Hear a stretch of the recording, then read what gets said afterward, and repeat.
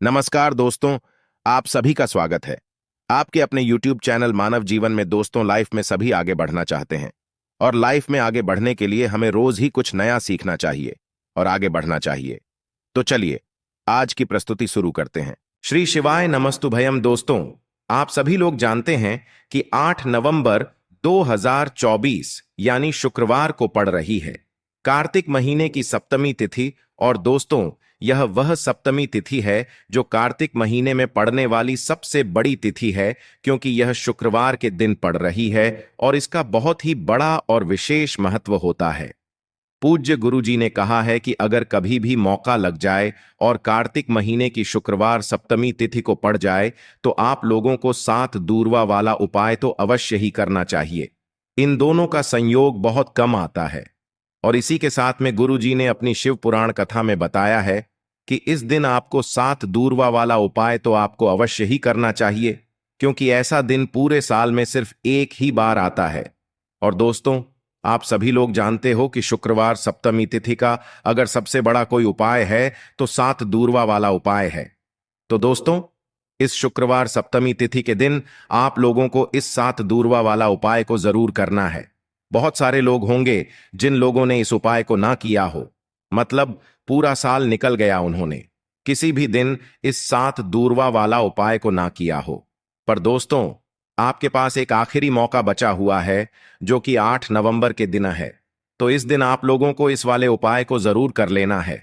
भले ही आपने पूरे महीने भर इस उपाय को ना किया हो, पर अगर आपने इस कार्तिक महीने के शुक्रवार सप्तमी तिथि के दिन अगर इस वाले उपाय को कर लिया तो आपको इस उपाय को करने का वह फल मिलेगा जिसकी आपने कभी कल्पना भी नहीं करी होगी। इसीलिए आप लोग इस वाले उपाय को एक बार जरूर कर लेना है, ताकि आप लोगों के हाथ से यह मौका ना जा सके और आपको इस उपाय को करने का फल मिल सके। दोस्तों, यह उपाय पंडित जी ने अपनी अभी की ही श्री शिव महापुराण की कथा में बताया है, जिस उपाय को आज हम आपको बहुत अच्छे से समझाने वाले हैं। इस वीडियो को देखने के बाद इस उपाय को समझने के लिए आपको कोई और वीडियो को देखने की जरूरत नहीं पड़ेगी। तो चलिए दोस्तों, उपाय को शुरू करते हैं। देखिए, यह इस कार्तिक महीने के शुक्रवार सप्तमी तिथि के दिन यह इतना खास होता है, इतना महत्वपूर्ण होता है। देखा गया है कभी कभी बड़े बड़े पूजा पाठ अनुष्ठान से जो मनोकामना पूर्ण नहीं होते, वह कार्तिक महीने के शुक्रवार सप्तमी तिथि के दिन एक छोटे से उपाय करने से ही आपकी मनोकामना पूर्ण हो जाती है। और बहुत सारे लोगों ने इस उपाय को किया भी है और उनको इस उपाय को करने का फल भी जरूर मिला है। अगर आप लोग भी इस उपाय को करना चाहते हैं तो आप इस उपाय को पहले अच्छे से समझ लेना, सुन लेना, उसके बाद करना। आपको इस उपाय का फल जरूर मिलेगा और इस उपाय को कर लेने से आपके घर में चाहे किसी भी प्रकार की दुख और समस्या क्यों ना चल रही हो, आपको उसका कारण भी नहीं पता है कि भाई यह समस्या किस कारण से चल रही है। उसका कुछ भी कारण हो सकता है, जैसे से पितृदोष हो सकता है या किसी भी तरह का मंगल दोष भी हो सकता है।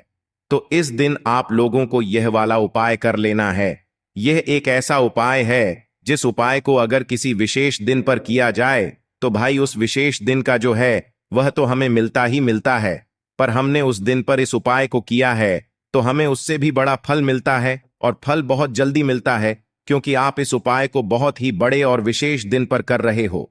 तो चलिए अब उपाय के बारे में बात करते हैं, लेकिन उससे पहले आप लोगों को यह जानना आवश्यक है कि आखिर यह उपाय किस समय करना है, किसको करना है और कैसे करना है। तो चलिए हम आगे आपको वीडियो में एक एक करके बता देते हैं। लेकिन उससे पहले अगर आप लोग हमारे चैनल पर पहली बार आए हैं या फिर मेरी आवाज आज पहली बार सुन रहे हैं तो हमारे चैनल को सब्सक्राइब जरूर कर लेना और इस वीडियो को लाइक करके कमेंट बॉक्स में श्री शिवाय नमस्तुभ्यम ओम नमः शिवाय जरूर टाइप कर देना। तो दोस्तों, इस 7 दूर्वा वाला उपाय को हमें इस शुक्रवार सप्तमी तिथि के दिन कैसे करना है, किसको करना है, किस समय करना है और कहां पर करना है, यह सारे सवालों के जवाब आपको इस वीडियो में मिल जाएंगे। और जो यह वीडियो देखेगा भाई उसको 7 दूर्वा वाला उपाय जरूर करना चाहिए, क्योंकि इस दिन एक छुटकी हल्दी का भी बहुत ही बड़ा और विशेष महत्व होता है। और जब बात आ जाए हल्दी की तो यह सोने पर सुहागा वाली बात हो जाती है और यह एक बहुत ही बड़ा उपाय हो जाता है इस शुक्रवार सप्तमी तिथि का। तो अब दोस्तों, इस 7 दूरवा वाला उपाय को आखिर करना किसको है? सबसे पहले हम लोग वह बात जान लेते हैं।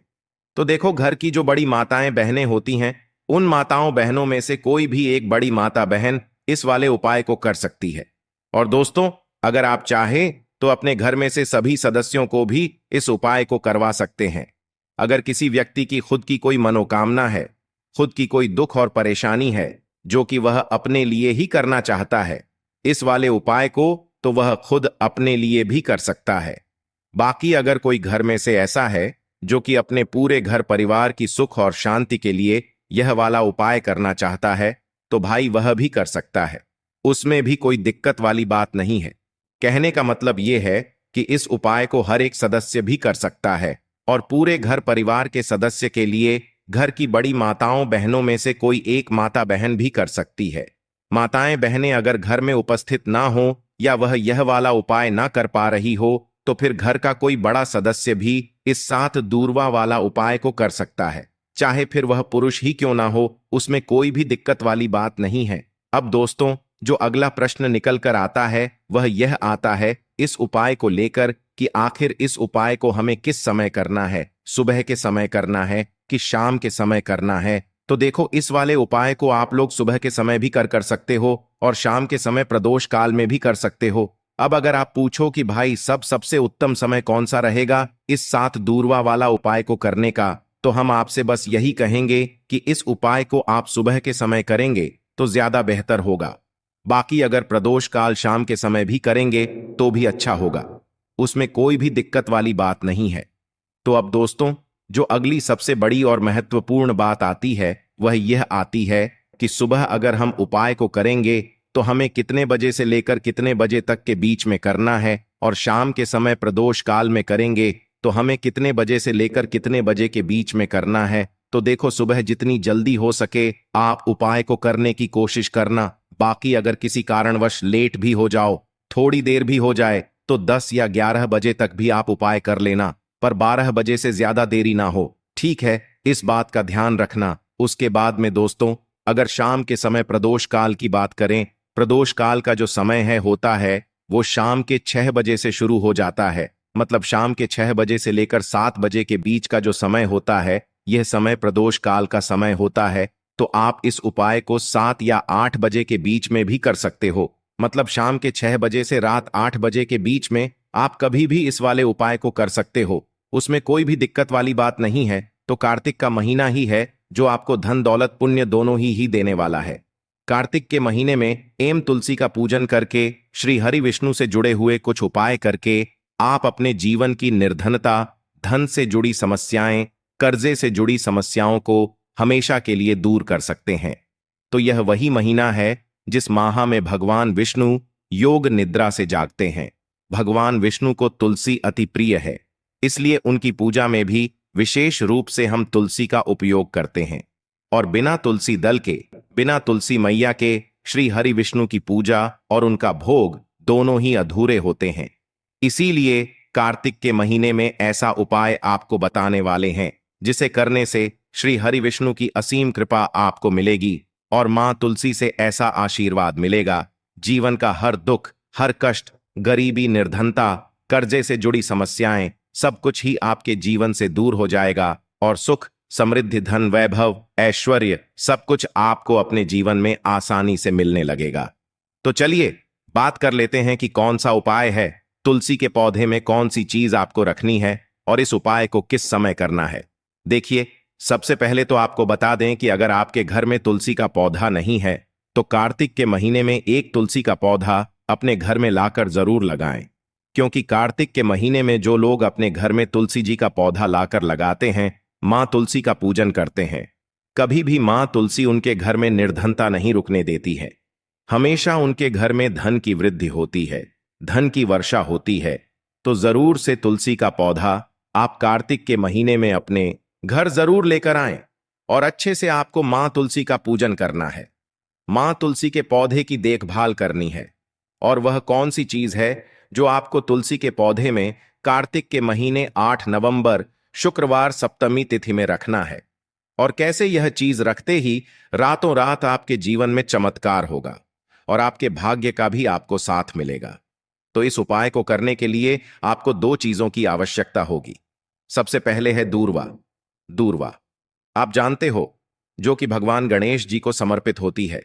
तो आपको वह दूर्वा की आवश्यकता होगी। साथ ही में एक लोटा जल की आवश्यकता होगी। और आप जब भी उपाय को करें, दिन भी आपको करें, तो आपको प्रातः कल सुबह सुबह ही सुबह वह करना है। इस बात का विशेष रूप से आपको ध्यान रखना है। ठीक है, तो आपको एक दूर्वा लेनी है। अगर आधा दुर्भा भी मिल जाती है तो भी कोई दिक्कत नहीं है। बस आपको दूर्वा लेनी है। अगर ज्यादा ना मिले तो उसे स्थान पर एक दूर्वा भी ले सकते हैं। दूर्वा आपको आसानी से कहानी पर भी मिल जाएगी। बस याद रखिएगा, शुद्ध दुर्भा और मतलब उसे शुद्ध करके ही उपयोग में लीजिएगा, है ना। तो आपको करना क्या है, एक दूर्वा या एक से ज्यादा भी दूर हुआ आप लोग ले सकते हैं। तो एक दूर्वा अपनी ले लीजिए। एक दूर्वा के साथ में आप एक लोटा जल ले लीजिए और इन दोनों ही चीजों को लेकर शिवाज के मंदिर पहुंच जाइए। शिवाजी के मंदिर पहुंचकर सबसे पहले आप शिवाजी के पास में बैठ जाइए। शिवाजी के पास में बैठने के बाद जो शिवाजी की शिवलिंग होगी, शिवलिंग की ऊपर सबसे पहले आपको यह दुर्भाग्य को समर्पित करना है। दूरभाग को कुछ इस प्रकार से समर्पित करना है कि जो दूर्वा की दांडी का मुख होगा वह जलधारी की तरफ हो, जहां से जल नीचे करता है ना। और जो दूर्वा का मिला हुआ भाग होगा वह अपने आप शिवाजी के पीछे की तरफ हो जाएगा। ठीक है, तो इस प्रकार से यह दुर्भा का यह दूर्वा आपको भगवान शिवजी का शिवलिंग के ऊपर समर्पित करनी है। और जो एक लोटा जल आप अपने साथ लेकर आए हैं, इसी दूर के ऊपर भगवान शिवाजी की शिवलिंग के ऊपर एक धारा से आपको समर्पित कर देना है। ठीक है, अब यहां पर देखने बात यह है कि यह उपाय इस व्यक्ति को करना है जी व्यक्ति की नौकरी एन ग रही हो, जो व्यक्ति परीक्षा में पास होना चाहता हो, तो इस व्यक्ति को अपने हाथों से इस उपाय करना है, तभी उपाय कम करेगा। ठीक है, इस उपाय को करने के बाद आपको 3 महीने उपाय आपको कब तक करना है, जब तक कि आपकी नौकरी नाग जाए। जब तक आप इस उपाय को नियम के साथ करो, आपकी नौकरी जरूर लगेगी। अब बात करते हैं दूसरे उपाय के बारे में। तो देखिए, दूसरे उपाय जो है, देखिए, इस उपाय के लिए आपको मात्र एक लौंग का जोड़ा लेना है, यानी कि 2 फूल वाली लौंग लेनी है। साथ में आपको मात्र थोड़ा सा शहद लेना होगा और इसी के साथ में आपको तांबे के पात्र के अंदर शुद्ध जल लेना होगा। अब देखिए, इन सभी सामग्रियों को लेकर के आपको भगवान शिव के मंदिर में पहुंच जाना है। देखें, यह उपाय आप सुबह से लेकर शाम तक कर सकते हैं। तो वह सबसे पहले तो आपके पास जो 2 फूल वाली लौंग हैं, उन्हें आपको शहद के अंदर अच्छे से डुबो है, यानी कि दोनों लौंग पर आपको अच्छे से शहद का लेपन कर देना है। अब आपको जो आपके पास एक लोटा जल है, सबसे पहले तो उसे शिवलिंग पर धीरे धीरे समर्पित करना है और श्री शिवाय नमस्तुभयम इसका जाप करते हुए समर्पित कर देना है। अब आपके पास जो 2 फूल वाली लौंग है शहद से, उसे आपको शिवलिंग पर अर्पित करना है और आपको प्रार्थना करनी है कि जीवन में जो रोग की स्थिति है वह समाप्त हो। जीवन के जो संकट और समस्याएं हैं वह सभी समाप्त हो। जीवन से जो कर्ज की समस्या है वह समाप्त हो। इस प्रकार से प्रार्थना करते हुए यह जो 2 फूल वाली लौंग ही शहद संयुक्त, इससे आपको शिवलिंग पर अर्पित कर देनी है। आपकी जो भी समस्या होगी इस रविवार के दिन अवश्य ही समाप्त हो जाएगी। तो इस प्रकार से आपको पहला उपाय करना है। अब हम बात कर लेते हैं दूसरे उपाय के बारे में। देखो, यह उपाय आपके लिए सर्वश्रेष्ठ होने वाला है। देखिए, इस उपाय के लिए आपको मात्र 5 हरे मूंग के दाने आपको साबुत लेने हैं, खंडित नहीं होने चाहिए, इस बात का ध्यान रखें। और इसी के साथ मैं आपको एक तांबे के पात्र के अंदर अपने घर से शुद्ध जल ले लेना है। अब दोस्तों, इन सभी सामग्रियों को लेकर के आपको सीधे पहुंच जाना है भगवान शिव के मंदिर में। देखिए, इस उपाय को भी आप सुबह भी कर सकते हैं और शाम के समय में भी कर सकते हैं। देखिए, भगवान शिव के मंदिर में पहुंचने के बाद आपके पास जो 5 हरे मूंग हैं, उनमें से पहला जो हरा मूंग है, आपको शिवलिंग के सामने जो नंदी महाराज होते हैं और उनका जो पैर उठा हुआ होता है, वहां पर आपको पहला हरा मूंग समर्पित कर देना है और आपको ओम नमः शिवाय इसका जाप कर लेना है। फिर आपको दूसरा हरा मूंग लेना है और शिवलिंग पर जो श्री गणेश जी वाला स्थान होता है, वहां पर आपको यह दूसरा हरा मूंग समर्पित कर देना है। यानी कि शिवलिंग के सीधे तरफ आपको यह दूसरा हरा मूंग समर्पित करना है और फिर आपको ओम नम शिवाय या फिर श्री गणेशाय नम इसका जाप कर लेना है। तीसरा, हरा मूंग का दान आपको भगवान शिव की सबसे प्रिय पुत्री माता अशोक सुंदरी वाले स्थान पर समर्पित करना होगा। शिव की जो जलाधारी होती है, जहां से जल बह करके आता है, उसी जलाधारी के बीच में जो कहीं कहीं उठी हुई लाइन होती है सांप की आकृति के रूप में, वहीं पर आपको तीसरा हरा मूंग समर्पित करना है और फिर आपको ओम नमः शिवाय इसका जाप कर लेना है।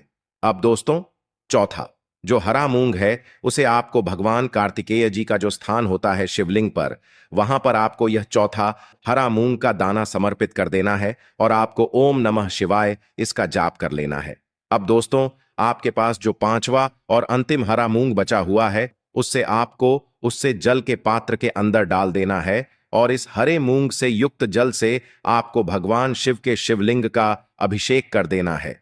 जल आपको बिल्कुल धीरे धीरे समर्पित करते जाना है और लगातार आपको शिव महापुराण के मूल श्री शिवाय नमस्तुभयम इसका जाप करते रहना है। फिर आपको शिवलिंग के सामने बैठकर, यदि आप अपने बच्चों के लिए यह उपाय कर रहे हैं, यदि आप अपने बच्चों की बुद्धि ज्ञान और विवेक के लिए उपाय कर रहे हैं, तो उसके लिए आपको प्रार्थना कर लेनी है। या फिर व्यापार में वृद्धि करने के लिए यह उपाय कर रहे हैं, तो उसकी कामना करते हुए आपको प्रार्थना कर लेनी है। या फिर अपनी नौकरी के लिए कर रहे हैं, या फिर अपने इंटरव्यू के लिए, या फिर धन की प्राप्ति के लिए कर रहे हैं, जिस भी कामना के लिए आप उपाय कर रहे हैं, उसे परिपूर्ण करने के लिए आपको महादेव से प्रार्थना कर लेनी है और फिर आपको वापस अपने घर आ जाना है। पूज्य गुरु जी ने कहा है कि जो भी व्यक्ति इस उपाय को कर लेता है, तो यकीन मानिए आपके जीवन की जो सारे संकट, कष्ट और बाधाएं ही वह सभी समाप्त होंगे। अब हम बात करते हैं अगले उपाय की। इस उपाय के लिए आपको एक दीपक लेना है। दीपक आप मिट्टी का भी ले सकते हैं और शुद्ध आटा मढ़कर उसका दीपक भी आप तैयार कर सकते हैं।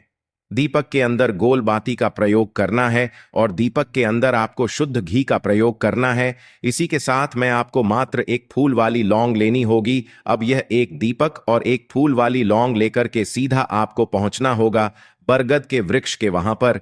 देखिए, सबसे पहले तो आपके पास जो एक फूल वाली लौंग है, उससे आपको बरगद के वृक्ष की जड़ में समर्पित करना है।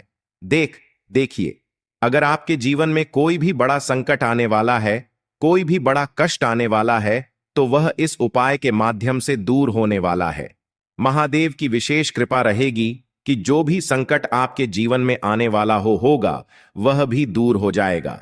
तो आपको एक लौंग समर्पित करनी है बरगद के वृक्ष की जड़ में और वहीं पर आपको जो है गोल बाती वाला दीपक जो आप लेकर के गए हैं, उससे भी वहां पर प्रज्वलित कर देना है वट केयर करते हुए। देखिए, जब भी आपको जीवन में इस साल लगने लगे कि आपके जीवन में कुछ भी अच्छा नहीं चल रहा है, तब भी आपको ई उपाय करना है। तो इस प्रकार से आपको यह उपाय करना है। अब हम जान लेते हैं चौथे विशेष उपाय के बारे में। देखें, यदि आपके विवाह में, शादी में कोई भी समस्या आ रही है, यदि आपका जो कर्ज है वह दिन पर दिन बढ़ते ही जा रहा है, तो आपको यह चमत्कारी उपाय करना चाहिए। कोई भी समस्या अगर जीवन में है तो उसे दूर करने के लिए आपको ई उपाय करना चाहिए।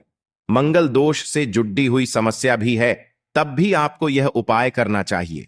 देखिए, इस उपाय के लिए आपको एक तांबे के पात्र के अंदर अपने घर से शुद्ध जल लेना है और इसी के साथ में आपको एक छुटकी लाल चंदन लेना होगा। अब आपको क्या करना है कि जो लाल चंदन आपने लिया है, उसे आपको उससे जल के पात्र के अंदर डाल देना है और यह जल्द जो है आपको लाल चंदन से युक्त तैयार कर लेना है और यह लाल चंदन से युक्त जल आपको भगवान शिव के मंदिर में लेकर के पहुंचना है। लेकिन यह उपाय भी आप सुबह से लेकर के शाम तक कर सकते हैं।